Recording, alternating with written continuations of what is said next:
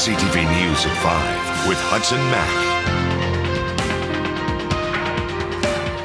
Good evening. Thanks for being here. Victoria Police tonight are promising they will find out whoever is behind a sick hoax that left a tourist in tears and a community shaking its head. Tonight we learned that a total of 5 children's shoes were found on the beach at Clover Point last week. 3 of them stuffed with meat and bone, packed to look like human remains. Investigators tell us now the meat was poultry, and they want you to see the shoes to see if you can help solve the case. CTV's Andrew Johnson has the story. Forgive me, I think they're not going to smell very nice.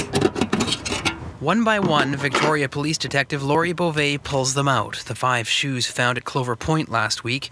VicPD says there was meat and bone inside 3 of them, carefully arranged to look like a nightmare scenario for any community. It was disturbing, and it was sad to think that if it was authentic, that this could be the remains of a small child. That's what the tourist who found the first shoe thought he was looking at. He called 911, and when investigators arrived, he was in tears. But once the shoes were sent off to a forensic anthropologist, the meat was identified as some kind of poultry. Investigators were angry, still are. An appeal to the public last week, it didn't generate a single phone call. It does bother me. This is an abhorrent activity, or in this case, it's a criminal investigation.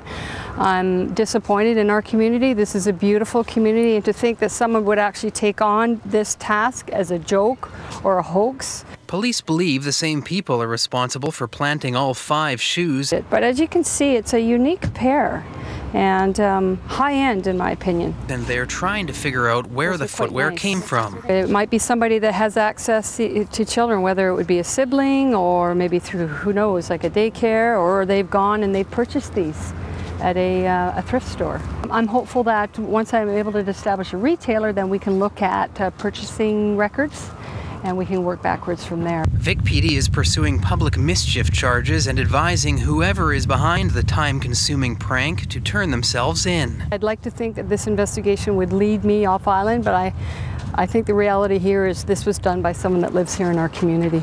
If you can help close the lid on this case, call Victoria Police. Andrew Johnson, CTV News, Victoria.